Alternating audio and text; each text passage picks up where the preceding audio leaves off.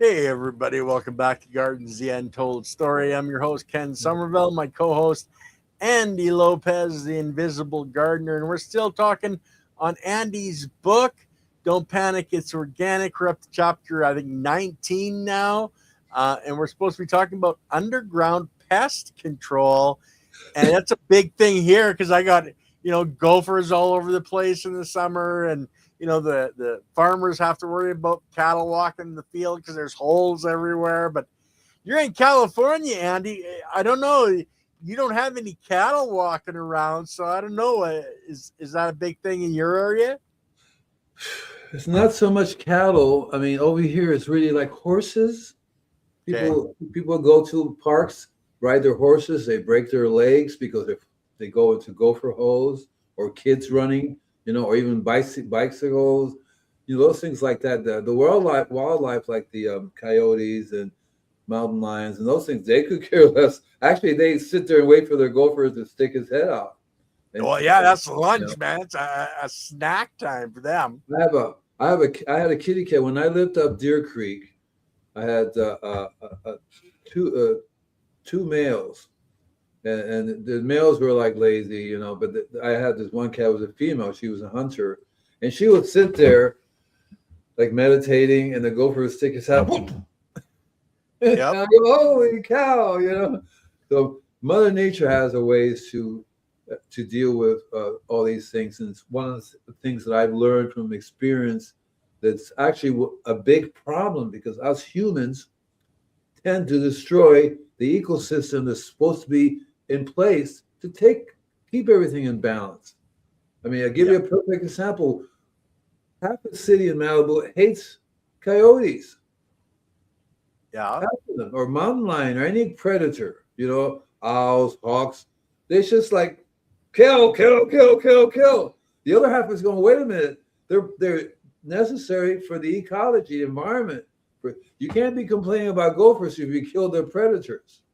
Every creature that normally comes after gophers, it's gone. You don't have a coyote that can come in your backyard and hunt down your gophers, or there are other creatures. You'd be surprised how many creatures go after. The gophers are part of the food chain, and right, you'd be surprised. Yeah. Well, I talk about the predator prey model, and unless you want things to be totally out of balance, you have to have all the different creatures out there in your garden to have it in balance, to have healthy plants and a healthy ecosystem. So, yeah, we have the same thing up here.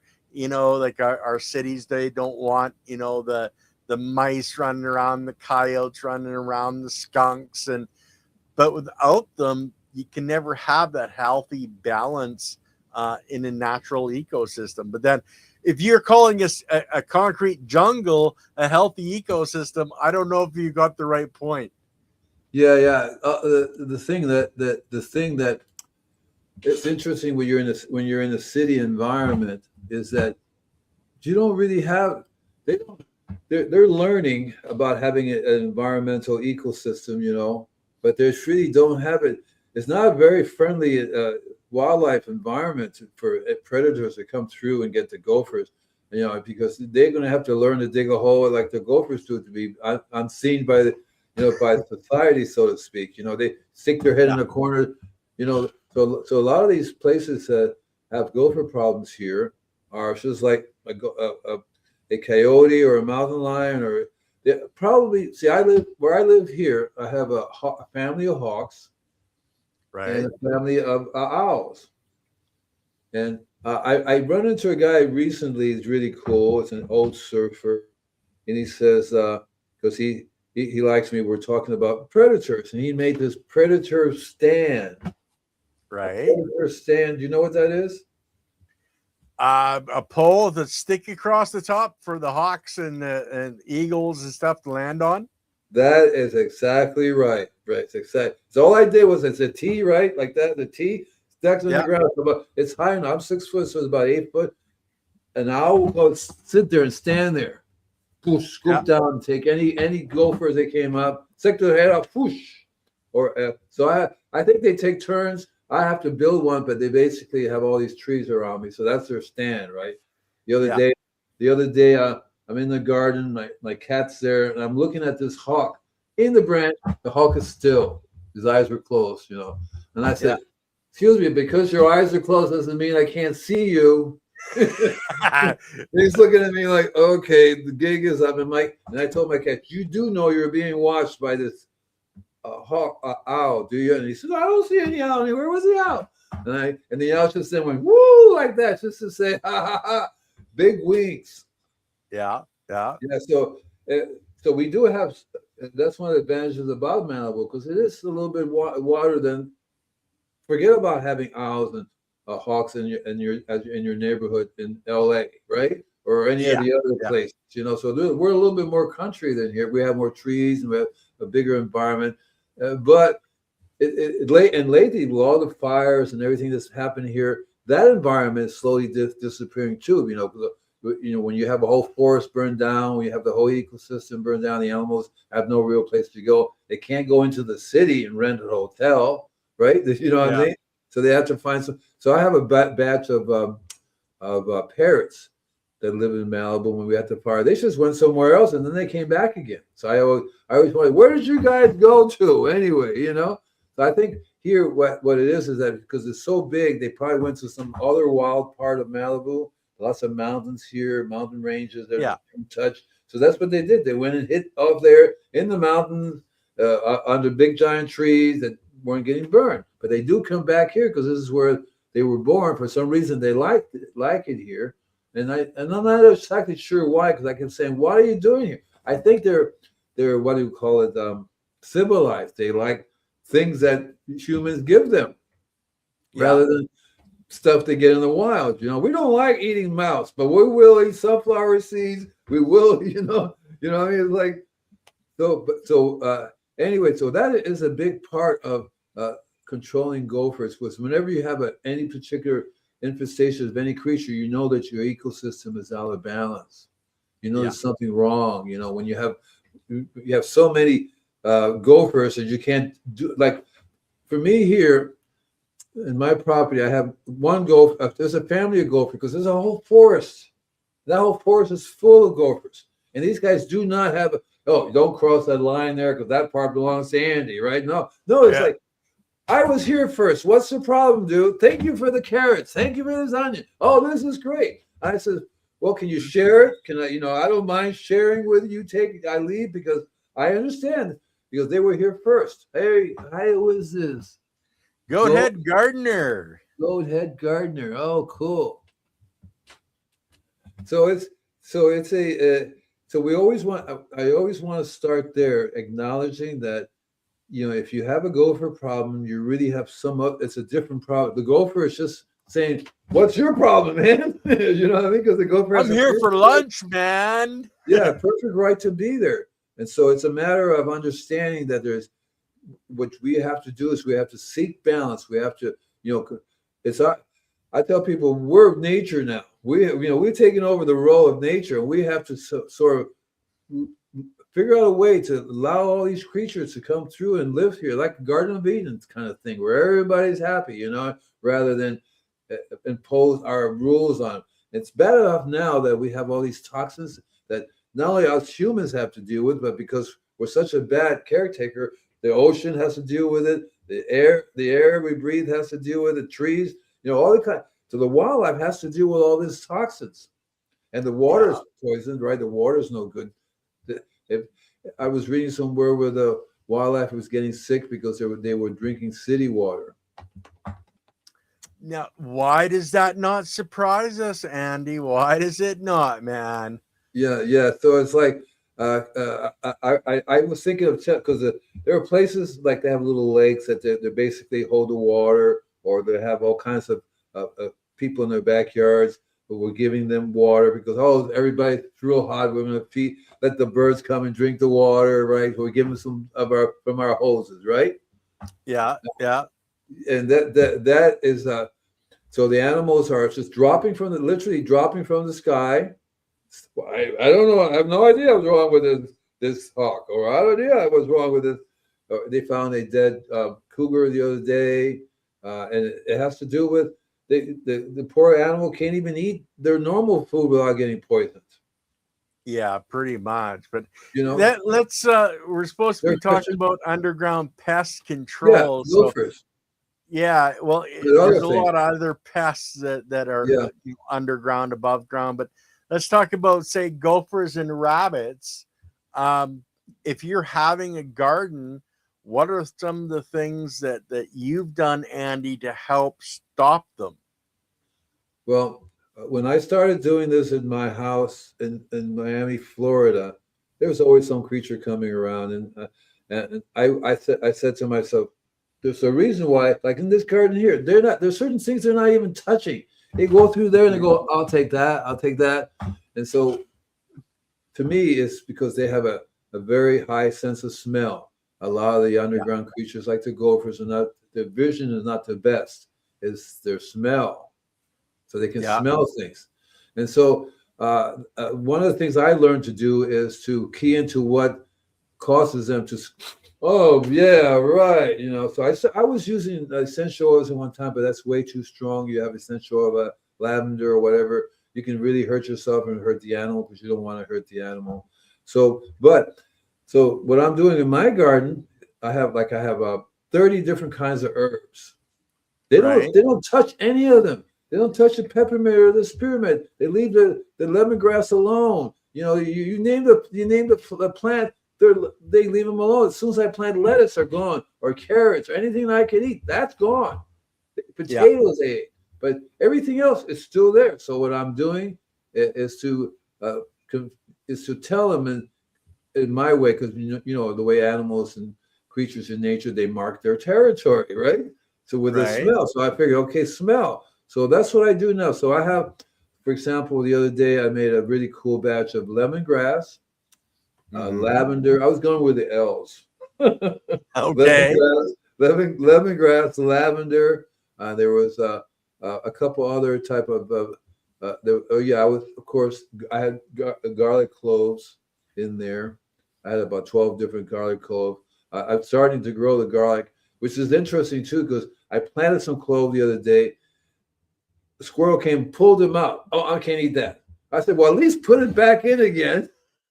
It's lying there. I'm not eating that. But when they grow, so garlic happens to be one of my favorite tools to protect plants from getting eaten. So, for example, when I grow tomatoes, animals will come and chew on the tomatoes, whether it be rabbits. Gophers can go after the root systems of the tomatoes. So, one of the best things to do to protect your plants from getting eaten is to infuse them with garlic. And you can easily infuse them either by planting some garlic. The garlic makes a great companion plant to plant with tomatoes, almost any plant, whether it be lettuce. Anything that they want to eat, like when I'm doing corn, I plant corn and garlic at the bottom. Seriously, and that really really works in terms of. You have to really like garlic, and woodchucks are a problem in my garden. I Well, love my CT plants. Grow says rabbits and woodchucks are a problem in my garden. I cover my plants with bug netting. It helps to deter them. Yeah, I Yeah, don't know if you guys have ever seen the movie Phenomenon. yeah, It's like that's 20 years ago, but he put up this steel mesh fence all the way around his garden, and he was still having something getting in there and eating his garden, his lettuce. And then he finally figured out that he had locked the rabbit that was eating everything in his garden. So once he opened the gate and the rabbit went out, he could close the gate and everything was good. So that's something else. But I wanted to talk about that for sure. people called hardware cloth, Yeah, the yeah. small It's always uh a physical barrier you can do, right? It yeah. just has to do with money or creativity. Because Yeah, would every you time, go down? Would you dig like yeah, a foot yeah, down or two yeah, feet yeah, down and put it underground to stop the yeah, gophers? Like I don't yeah. know how far down gophers go. That's the first thing I did here, right? I went down, Okay, I went down 3 feet. I okay, bought, I bought. They have these gopher wires that are basically real thick wires, but they're thin. Not if they're too open, the babies go in and they get stuck. Get me out, Daddy! I can't get out. So you have to get with a basically half-inch size, gopher Yeah. wire. And what I did was I doubled it. It was 3 feet. So Yeah. I don't really understand, but I think either they found a passage or they're going deeper than 3 feet. Maybe they have evolved now to go deeper. So one of the projects I'm going to do is I'm going to dig it. I made a trench and put the gopher wire down 3 feet. So I'm going to dig the trench and see, because I bet you I left an avenue somehow, but to make sure, because they were finding an opening. They'll go through the opening if I missed an area. But Yeah. I have a feeling that they're going down deeper than 3 feet. 3 feet is like that. See, Well, not yeah, even 3 feet's pretty deep. not even so. I have a feeling they're going down. They have evolved. Because in my youth, I don't remember them ever going down deeper than 3 feet. But oh no, these guys are still coming in. And I already found one because I went on the outside. It's on a slope. You can see the hole, and the hole is definitely like 6 foot down. If they're so, it's very possible maybe going deeper. It really depends on the soil. So I'm going to go and put a physical barrier, take it out, put the gopher netting down as tall as I am tall. If they go through that, then there's no way. Then they must be going over it. But have you ever? I've never ever seen a gopher get up and run over and get back in the tunnel again. I've never ever seen that. Yeah, I don't know if they can climb that well, but like the thing is, you also have like squirrels and chipmunks and stuff like that.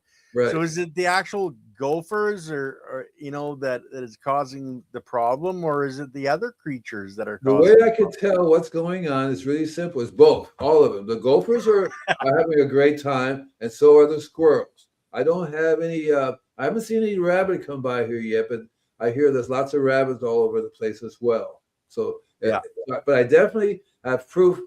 And here's an example. So I bought some tomatoes the other day, the plants, and I'm sitting there in the garden, meditating, hanging out. The plant starts to shake, and next thing you know, it's going down. It's going.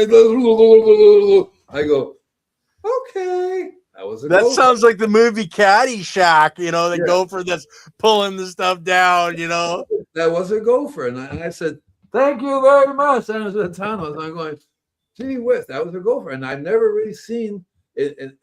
I've done this a long time. Never ever seen a gopher pull on a tomato plant, because the tomato is a nightshade family. It's not exactly, good. What is it? A staple food for a gopher. I'm wondering if you have moles or something like that instead. Lucky I don't have the moles, but the philosophy would be the same. First, you have to understand that the way it's happening for me, usually in my garden, when I have a garden going, I don't have that problem because I have so many things growing, all kinds of stuff everywhere going on everywhere. The roots of the different kinds of herbs are also protect. So so when you grow lavender, you look at the roots. If they nibble on the roots, they're going to get the same toxic shot as if they ate the top part, right? That's one of the advantages of carapia. Carapia is a native grass. It goes down 10 feet. Every year as it gets older, it becomes more and more toxic to the gophers. And the reason for that is they have to dig to it. It has a white milk. So as it gets, if it gets older, it gets stronger. And they have to basically dig through the roots to get around. They can't chew that stuff. Okay. So I have carapia growing everywhere and starting to grow more and more. So that's long term, because this stuff is taking over a certain area. I have my beds all growing. They're growing. I have one bed completely covered in carapia and oregano. The two of them are fighting it out. You see this battle of the carapia and the oregano. Both are fast growing and they're intertwining each other. You have to go, wow, that is something else. So I'm going to put one of my olas on there so they get some water, and then I have these two tomato plants that are growing in this mixture. They seem to be okay so far, but what happens is that the carapia has to get older. So the older it gets, the stronger it gets. Same thing with herbs. So if you have perennial herbs that get older and older, they can't dig through those roots. Yeah, they cannot dig through those roots. Right. And same thing with garlic. If you have giant garlic, or you have I like doing a society garlic. Society garlic, it's like garlic, and they get to be really big over the years. And then put massive roots down, put them at the corners of your properties, right? What you do is you basically do a living barrier of things that they cannot go through, dig through, right? See what I mean? So there's a product called Gopher Purge.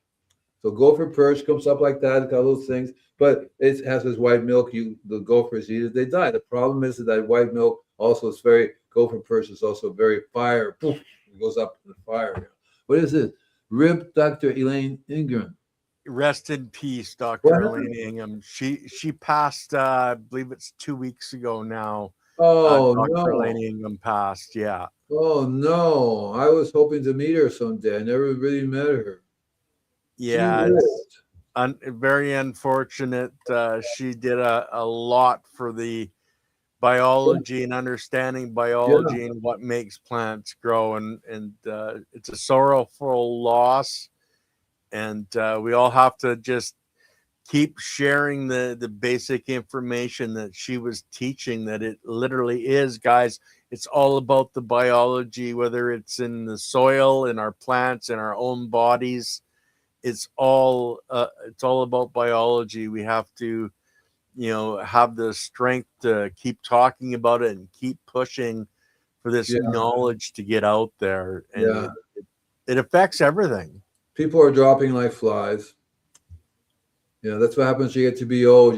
I have so many friends that are going, and people that are very important in my life. People are important for the earth, and when they Yeah. go, hopefully their knowledge sticks around and expands. That's what I hope happens with me.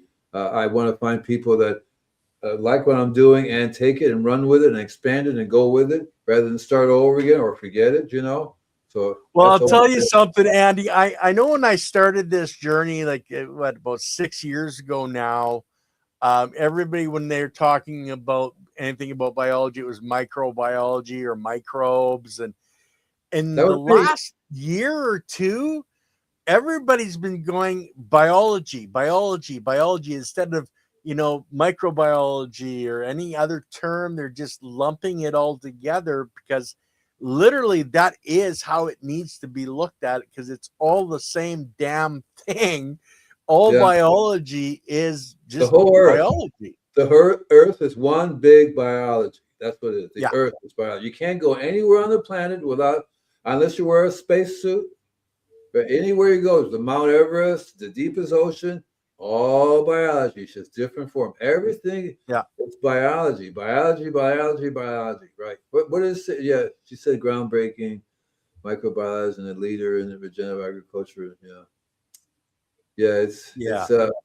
I didn't know that. I'm glad. Thank you for bringing it up because it's too bad, and all you can do is say, well, for the grace of God go I, Well, we were lucky enough to have her on this channel here back probably 6-8 months ago, maybe longer, because she's a good friend, or was good friends with Leighton Morrison, Yeah. um, and we were fortunate enough to have her on and be able to talk to her. I think once or twice on our channel, but it's one of those things, like, she touched so many people's lives. And guys, if you want to know who Elaine Ingham is, just type it into the YouTube, search bar. There's hundreds and hundreds of videos, that woman had put out, and you can learn so much. And it's a foundational mindset. And that's what, Andy, I love about you, man, because you've been doing this so long. You've set up a foundational mindset on what you've been doing. But you look at that image behind you, the roots and the biology that's running around there, and the plants. It all works together, and that's what Elaine was trying to bring to the world. And it really, she went through a lot to do what she did. And yeah, she's the one that really brought out the soil food web. I thought that was really cool too. I thought that was Yeah. really cool. What we have to do is we all have to step up now. We have to Yes. step up. We have to get better at what we do. We have to get our message across. I can't speak for everybody, but for me, I've only just begun. I've just only started. I'm going to start doing more and more online workshops. I'm trying to. I have to educate. Educate is the key, and I'm trying to key into kids. So I actually got a little gig going on in the elementary school. Hey kids, come here, come here, come here. I want to tell you something. See, so when I used to give a talk a long time ago, I would go like this. Hello, boys and girls. And they would say, "You're Mickey Mouse." No, I'm not. But anyway, I learned how to get their attention. The kids are so smart. I would buy tofu worms. And I would say, I have to get my lunch. I would go out and make like I'm digging in the ground and pull the thing out with a bread sandwich, bring it, I was talking, and they would go, I think we should go home now. And I'm trying to get across. I gave a course not too long ago to a school, a private school, help put in some raised beds. These kids they didn't even know you grow stuff. They had no idea that carrots and lettuce, everything we eat comes from the ground. And so when we did this, when we did the raised beds for them, I would have to come up with something because there's no patience. Love your hat. Well, thank you, ma'am. I have about 20 or 30 different kinds of hats. I should do more, you know. Yeah. Well, and that's the thing. That's the foundation of life on our planet, or humanity on our planet, is the children. And the more that we get the children involved at that young layer or level, in that education into those young brains to soak it up and realize and understand what's going on. Like, you know, you take these kids out of the city and they go out to a farm and they go, you know, what's this? Why don't you just go to the grocery store? What is going on here? You know, I was saying, so I had to learn something that I can get the kids to grow within their patience, because if you start things, so radishes come up in about 3 or 4 days. Okay. So you have radishes. So I would bring radish seeds. I said, we're going to plant some radishes, right? I'll be back in a week, right? Because I did a class once a week. They all planted with their name, and they put a couple of seeds down with their name. So I came back and I said, okay, so what is going on now? Said, we don't know. It was starting to come up, so we pulled it out and looked at it, and we got tired of waiting for it. And here they are. And I said, we just killed them all. Oh my God, we killed them. And he said, I don't understand what was happening. They had no idea. And of course, the teachers are supposed to say, leave it in there, let it grow, don't pull it out. But does the teacher even know? Okay, because some of them are just as lost. They can't be that out of it. I mean, I can understand kids, but you're saying there are adults out there that have no idea that it comes from the soil. No. They can't be that far out, because I do know that people just go to the store and buy stuff. You know what I mean? And remember Victory Gardens? That's such a cool idea. Everybody just grow your own food. That's still a main theme that I feel our survival depends upon. You go out. I go outside and I can eat oregano. I mean, I actually chew on too much oregano. It's a little bit, but it was really cool. I was seeing stars and talking to angels. Oh my God, oregano is like. Okay, no, that was LSD, Andy. That wasn't oregano. Okay, was it? Penny says you should be coming to the homesteading conversations, the conferences. I look, Penny. I used to travel a lot, give talks a lot. I would travel, get on the plane and go to all these different conventions, meetings, conferences. I'd be one of the speakers. You know, I could speak in a wide variety of areas. So I would go to, like, for example, they have here in LA Eco Fair about healing, and so. How can you not, and nobody's talking about healing the soil or healing the earth. They're all talking about healing us, right? Healing our body. And it starts in the earth and with the biology. And so it's like, you have to connect. So I used to give a talk to the Cancer Prevention Society, right? You're going to love this. So you go there and all these doctors will talk about, we studied this and we studied that. This is the latest drug and the latest thing you have to do. And so they had a luncheon, right, with all the food. So I'm looking at this food and I'm going, anybody know if any of this is organic? the servant, is this organic? No, it isn't. And I said, okay. So I interrupted everybody who's eating. I said, this is going to cost you cancer.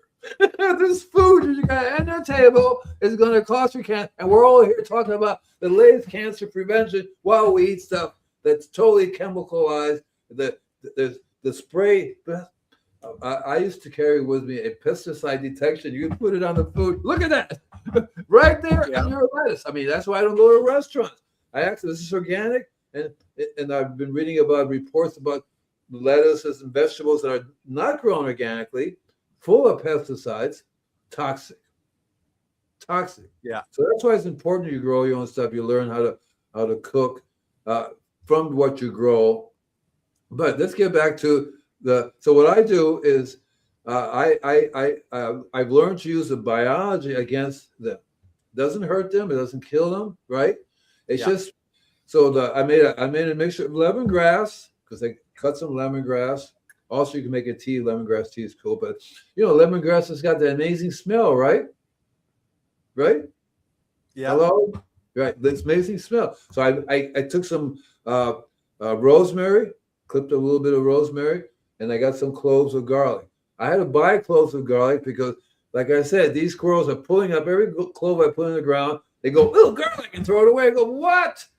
Now, Andy, you're gathering all these different herbs to make this concoction, but how are you doing this? Like, are you just grabbing like a mason jar with water and stuffing it all in? Are you boiling it? Are you letting it soak? Yeah. So give us a little more, brother.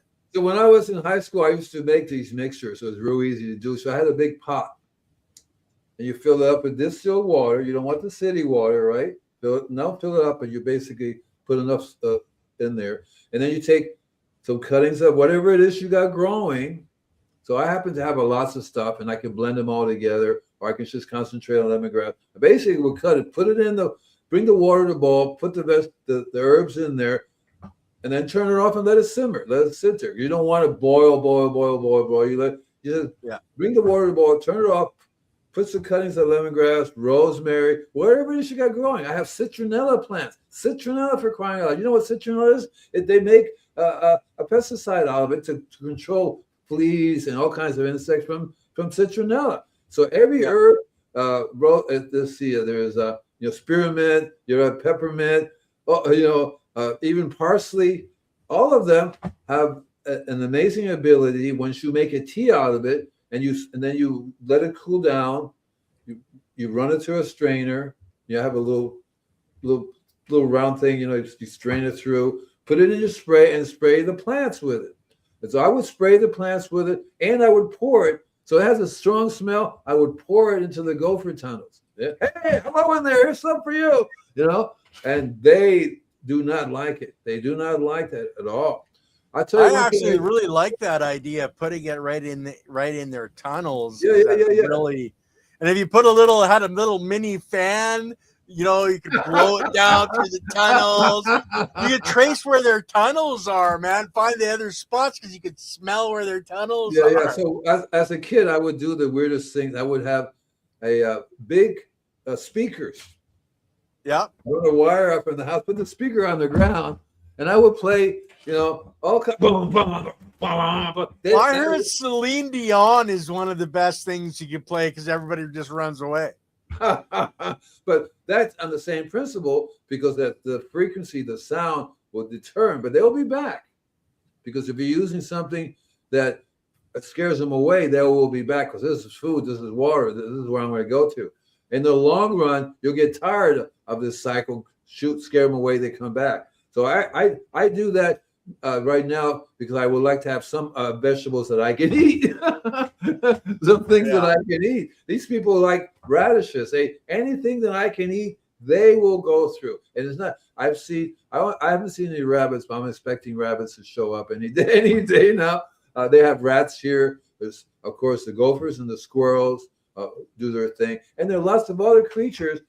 Depending on where in the world you live, moles are a problem. There's all kinds of beetles, all kinds of things that live in the soil. Soil is amazing. It houses everything, and they all go after one way or another what you eat, what you grow. So you have to develop a philosophy of, okay, I'm not going to keep you all out. I'm going to grow enough to where even if you do it, I can still get enough, and I can protect myself without hurting you. That's where if you spray lemongrass everywhere, you'll smell it. Yeah. Yeah. But so will the coyotes will go, I don't like lemongrass. I'm just gonna go over there. The mountain lion, it works. Yeah, it works. When I used to go camping, we used to be. I think it was mountain lions. When I lived there was mountain lions, but there were. I've heard about people calling me up about bears and cougars and all of these. Their sense of smell will smell the lemongrass and go, what? Garlic is the easy one you can to do because I used to buy this product called garlic berries, 1,000 garlic bulbs in 1 gallon, right? Because it's a concentrate, Yeah. and it's easy to make your own concentrate. But garlic is also systemic. That means you can plant it, and the plant that's planted next to it will absorb the garlic and smell like garlic. I did that for roses. That's how I kept animals from eating the deers eating the roses. One problem with that, people would say, this rose smells like garlic. You want to smell the rose, right? You go, oh, that's garlic right there. That's a problem. Well, we got a couple of questions, Andy. Sure. I don't know if you want to go into them now. I like questions. Just tell me. I'm 47 years old. Okay. Hi, Uncle. Who's calling me? I want to know how to deal with nematodes. Oh, that's super easy. Is it Sam?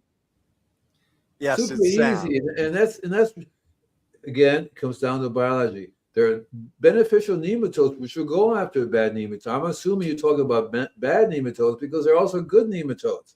Well, there's only one bad nematode that I know of, and that's the root feeder. And under a microscope, they actually have, you can tell the difference because of how the mouse structure is. But yeah, nematodes, there's only the one that's bad. And Andy, how do you get rid of that?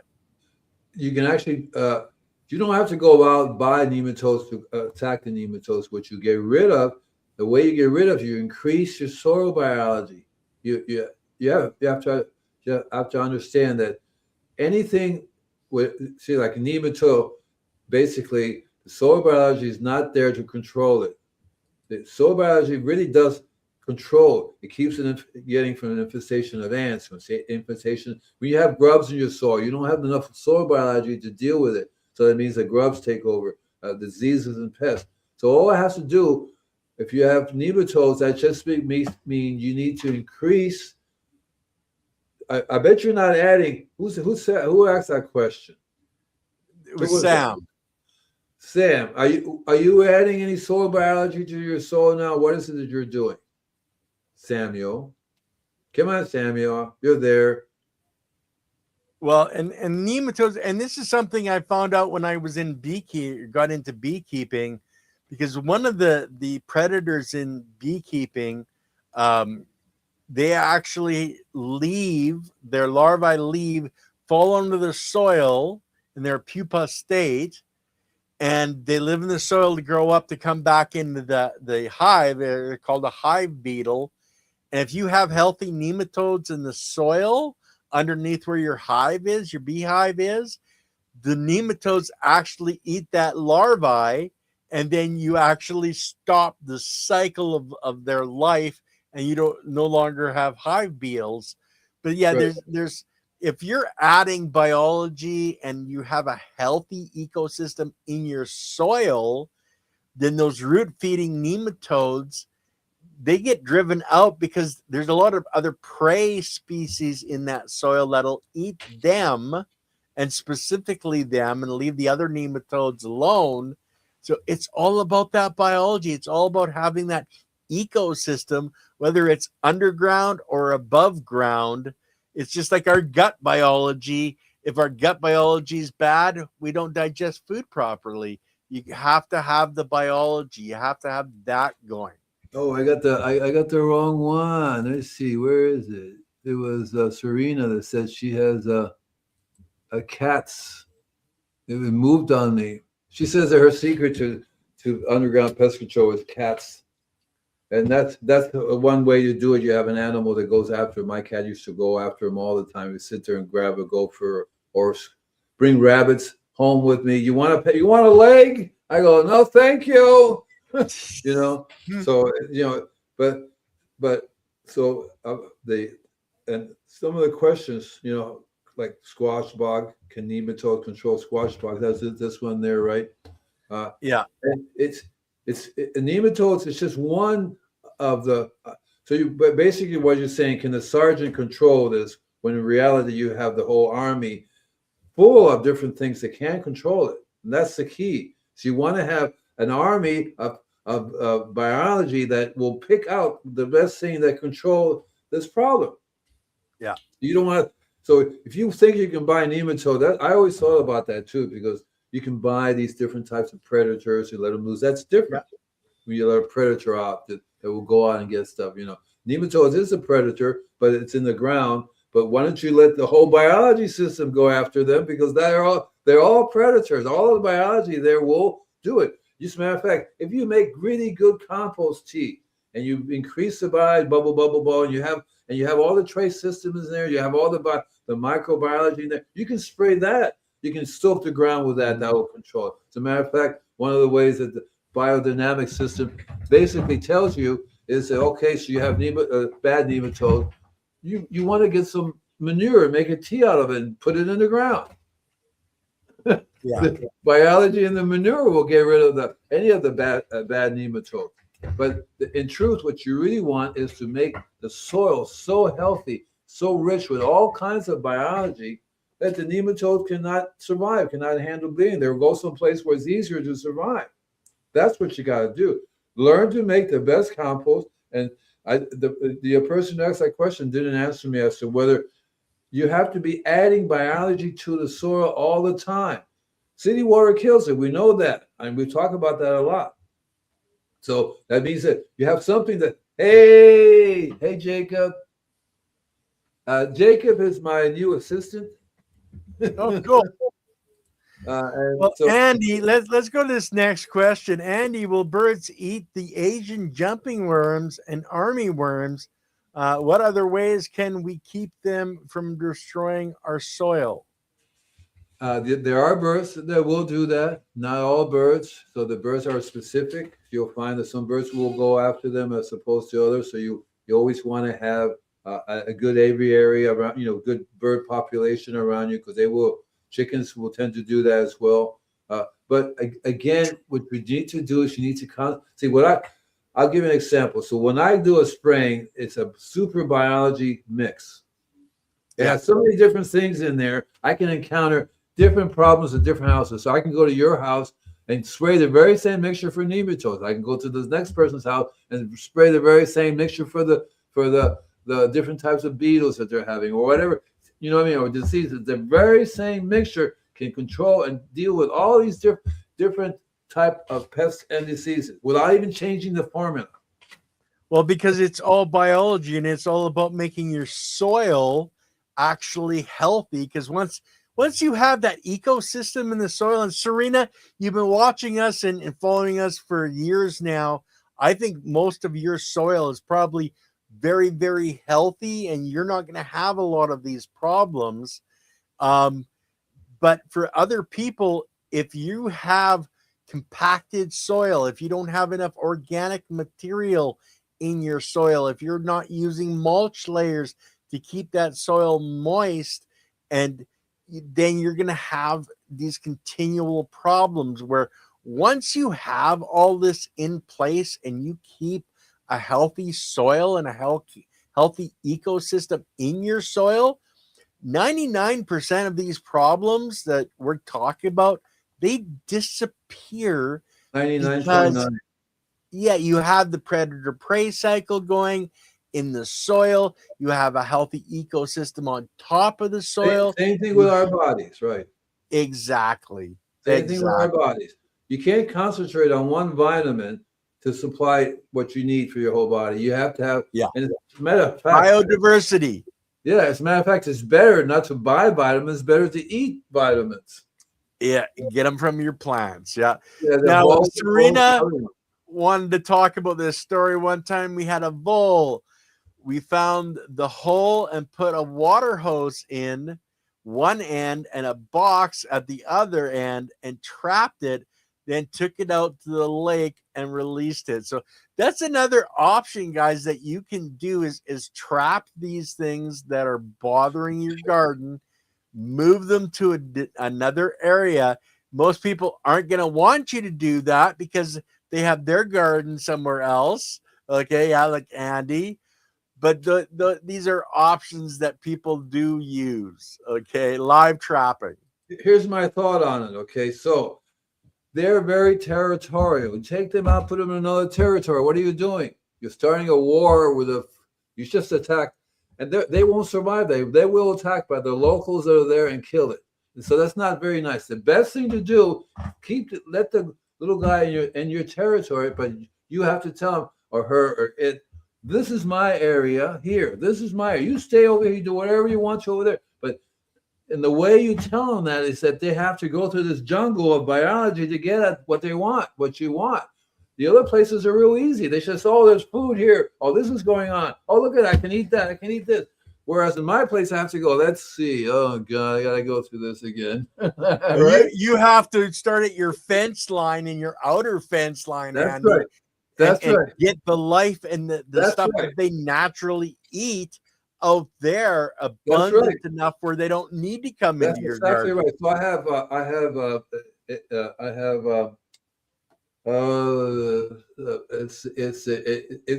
it left my brain already. But citronella. So citronella, I have it growing, and lavender are like my fence creatures, and garlic. They're on the outer. They're the first encounter. They're the first thing that they run into. If they're above ground, the gophers will have to go underneath it. They probably go right past the root system because they're not deep enough, But I'm already planting garlic all over the place. The idea is to plant garlic, but not the kind of variety that's having a hard time. So I get heirloom varieties of garlic, black garlic, a giant garlic, for example, are massive. They get to be massive roots. Society garlic, same thing, except it gets to be a giant tree, massive root systems. I told a joke once about a gopher that dug his way through the garlic to get something, and he came, honey, I'm home. The wife says, go away. You smell like garlic, because he had a garlic breath. So you have to use the plants. You have to grow not just one variety, but all kinds of things you can grow, and that's what you want to do. You want to have onions are very good. Massive amounts of different kinds of onions that they are not going to like. There's lots of things that, and the herbs are one of the easiest because the herbs are chemicals. Everything's a chemical, but these happens to be like lavender, eucalyptus. No, eucalyptus is a tree, but you have spearmint. Today I bought some. They're all different kinds, and these should make a tea because the tea has that chemical in it that you have. They also have. So one of the things you use, and I've been using really lately. So I have black tea and green tea. They have caffeine in them, right? Yes. So you can make a tea and spray with that. That's why I use cold brew coffee, because that's a strong source. You have to cage your bulbs in order to keep those little creatures from eating them. Yeah, and that's one that we were talking about, the fence around the whole garden, and this is like individual bulbs, whether it's a flower bulb or anything like that. That's another method that you can use to protect them until everything's good. Here's what I would do. So there are bulbs that they're going to go after. Plant some bulbs with them. Plant a garlic bulb all along They have to figure out, well, that's garlic, I'll eat that. And they won't do that, because if you plant it next to it, they'll have the same garlic in their little bodies, and they won't get eaten up. The other way, besides planting, is you actually spray with the garlic or spray with the coffee, because those things are systemic. They're absorbed by the plant. And then when the creature comes and eats the plant, the bulb, most bulbs. And I think that's interesting too, that you brought the bulbs up, because most of them are toxic. So I was curious what kind of bulbs are getting eaten up by the creatures, because these bulbs are not people friendly. They're not animal friendly. They don't eat narcissus. They don't eat tulips. So I wonder what kind of bulbs are edible, other than even garlic is kind of hard for them to eat, or onion to eat, because these are bulbs. So you have to. It was silly that they say, "Okay, silly, what bulbs are you talking about? Come on, spit out the name of the bulb. I like to know what bulb you have to put in cages, because they're not going to get eaten." That's why one of the things I tell people: plant them as a barrier all around the outside. Paper white narcissus, for example, all the narcissus family, all the tulip family. Paper white are easier to grow because they'll come up every year more and more and more. Other bulbs, you have to take care and put them in the. If you live in the right environment, where it gets cold. If you live over here, they won't survive. You just have to take them out, put them in the refrigerator, and then plant them again. Right? Paper white narcissus grow like crazy. Tulips, crocus. Well, those things are toxic, silly. Have you had gophers eating those things? Because those things are toxic. Unless you have some super duper Superman gopher kind of thing, or some squirrel that's like, I'm gonna, or maybe how do you know they didn't eat it and go off and die? Because they are toxic. Those tulips and crocus and lilies are toxic. You try to nibble on one of those, you'll see that you can't. And so anyway, that's one of the things you would do. That's why I like cold brew coffee, because caffeine is very, very good for keeping animals from eating your plants. You just have to decide, okay, what do you like better, garlic, or do you like coffee? Which is a better smell for you? You just have to decide that. And you can do this and following the same principle. Any of the herbs, well, they rodents, squirrels, and chipmunks are a slightly different different level. But I bet you they evolved to be able to eat almost anything. Well, especially up here in Alberta, Canada, where the food sources in the spring are very limited because it's been under 6 feet of snow for 6 months. And then you still don't know if a rodent came and ate it and went off someplace and died. Yeah. Because remember, these things are toxic, and that's usually what happens. So what happens a lot of time when you feed a rodent or squirrels a poison, they go off and die somewhere, and some other animal comes and gets them. See? So this is kind of like the same thing, because I'm pretty sure if you ask for AI, you'll find that these things are toxic to them. And so they may eat it or nibble. They don't stick around for, they don't last for too long. They'll go off and die because it's a toxin that gets released in their body. But so what I would say is learn to have as much biology as possible. I would make a mixture of all that and spray with it, soak your plants with it. If something's getting eaten, spray it with a garlic, spray it with a cold brew coffee. Very easy to make. Spray it with your compost tea, right? So and they will not follow through and eat it. They would have to be so hungry. I'm going to eat it anyway. I don't know. Let me add it. I'm almost there. Right? Well, Lily's saying there are several types of flower bulbs that are considered delicacies to critters like squirrels, chipmunks, voles, deer. You don't know what type. I'm sure there must be lots of. Well, wait a minute. So there are different flowers that are totally edible. Yeah, there are, and they have little bulbs. So those things are edible. They're not the kind of bulbs I was thinking about. These are totally edible that you can eat. For example, I do sunchokes. That's a bulb. They look like sunflowers. There's turmeric. There's ginger. They're all kind of thing structure. So maybe that's. And the onions are like little bulbs. There's lots of different kinds of onion family that you can eat. Garlics are bulbs. So there are lots of different kind of bulbs that are edible. But when I think of, I was thinking more along the lines of the big guys like tulips and those things. Paper white narcissus are completely toxic. You use that as a barrier, a barrier to control. Red dahlia bulbs are wonderful to eat. I've never eaten a red dahlia. Yeah, neither have I. I don't get into that kind of stuff, man. Yeah, experiment.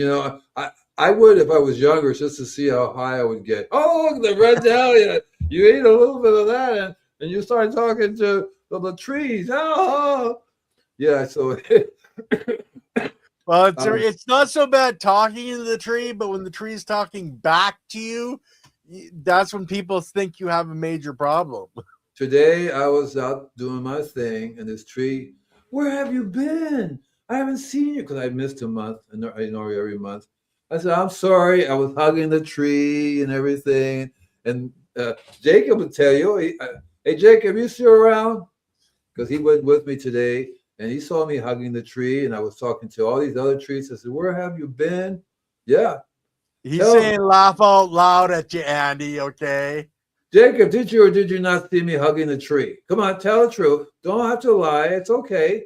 Come on, you can. Well, You can he's answering. Let's look at this question. What are your thoughts on preventing pocket gophers from eating tree roots? Okay, plant garlic on the base of the tree so the tree absorbs the garlic. The garlic will be absorbed by the whole tree, so the tree will not eat the roots or any part of the tree. You can also soak the area around. You can make a tea out of garlic. Get a whole bunch of cloves of garlic, make a strong mixture, brew, soak it, and then pour it around the base of the tree. That will Yeah, immediately repel them. But what you have to understand is that the tree is deficient in certain trace minerals. So that's why these guys are eating them. They're not going to eat them if they're healthy. So you have to say to yourself, what am I doing to the trees to make it healthy? If I'm doing nothing, then there's your problem. You need to yeah, do something. And then what you do is two things. One, you want to feed the tree, foliar feed it, spray the leaves, spray everything. And one of the things about garlic, it has iron, lots of minerals in it. Granny Smith molasses, coffee cream, and sugar is a perfect mixture to spray your trees with, and the milk, right? Coffee milk and sugar will be molasses because what you're giving them is you're giving them food. They need trace minerals. That is the fastest way to get into it. But real problem is not in the soil. Your soil it's probably doesn't have any worms in it. I bet you don't have any earthworms in there. If you did, you wouldn't be having the problem. So you want to protect the tree from getting eaten by making it taste funny. So the garlic is the easiest and fastest way to get into it's systemic into a tree because they'll taste the garlic and they'll go, that. That's the name of a movie, Taste the Garlic. and Same result. Jacob said, and the horse, you're Yeah. hugging the horse too. No, I So wasn't hugging yeah, the horse. I talked to the horse and we're friends and we've followed me around. Uh, there's a couple of them there. I said, hey, where have you been? I haven't seen you in a long time. I said, well, I've been busy. I talk to all the animals. I have a relationship with the owls and the hawks here. The first month I was here, the owl sits on the fence and it says, my kid. Actually, what happened was I looked up at a tree. There's a, hey, daddy, I want to eat that cat. The owl flies down, sits on the fence, and says, "We heard my kid. He wants to eat the cat." So, well, speaking of kids, Jacob's mom's on as well. So Jacob wanted to say hi, mom. oh really? Yeah, uh, Jacob's mom? yeah, Laurel. Is that her? Hi, mom. Now That's let's cool. go. City Poor Girl wanted to point out that gopher spurge plants work really well to keep Yeah, gophers away. Now I've never actually heard of a yeah. gopher spurge plant. It's What the called heck gopher is purge. that? It's not spurge. It's called gopher purge. The Oh, gopher problem with gopher purge. purge and Okay. with the fire-prone area, that oil that burst into flames. So we had a lot of gopher purge growing around, and people had gopher purge. Push burst into flames. So I'm tending not to recommend that because you don't want anything that bursts into flames not around you Yeah. because it's an oil. The oil bursts into flame, but it does. It has the same white oil that these bulbs have that we talk about that they can't eat because it's toxic. Yeah. They're so toxic that if a kid was to eat it, like paper white narcissus, you have to be careful. I don't recommend if you have children because if a child will eat it, it will numb your throat and your ability to swallow and breathe. Yeah. That's how Well, toxic. let's do one last point here before, because we're at the hour now. But Lily was saying a friend of mine lost a bunch of Mayflowers. She saved the last few by planting garlic at the front of them, just like Andy suggested. It's too Of course. bad she hadn't known. She could have saved more. Of course. Garlic is wonderful. And there's like thousands of varieties of garlic. Thousands of them, literally. And I just bought this one garlic called walking garlic. The thing, it puts out a garlic, and then one of the leaves, one of the stems bends down. Isn't that typically an Italian walking garlic? Oh, sorry, I shouldn't have said that out loud. Not garlic, it's a walking onion. Okay. Yeah. It produces the bulb, the little tips of the bulbs, and it bends over and it touches the ground. It cuts itself up and it has more onions, and then it spreads out. Cool. Yeah, so you want to learn to plant things. That's what companion planting is all about. Planting something that produces this chemical interchange with the plant that protects the plant. One of the ways I plant, I protect tomatoes. I take a potato, cut a hole, and put the tomato in it, plant it, because it keeps the caterpillars from attacking the tomatoes. Just a potato. I call it a pomato. Anyway, guys, we're at the end. Serena, sorry I missed your last question there. I didn't catch it in time. But guys, thank you so much for being here. Remember to, subscribe to the different channels, whether you're on Facebook, LinkedIn, X, the YouTube channels. As for our channel, it's all about the biology channel. Tomorrow, first thing, we have the true value of chiropractic care, why price isn't the whole story. That's on tomorrow. On Sunday, we have Dr. Paula Ruffin coming on doing another live stream as well. Then on Monday, we have a bunch of guys coming from the biocharcoalition.org coming on to talk with Leighton Morrison. So that'll be another fantastic show. But other than that, guys, what kind of bulb does not grow flowers? A light bulb. I have one above my head, man. That's my light bulb. I try to keep it on all the time. See you next week, guys. All right, guys. We love y'all.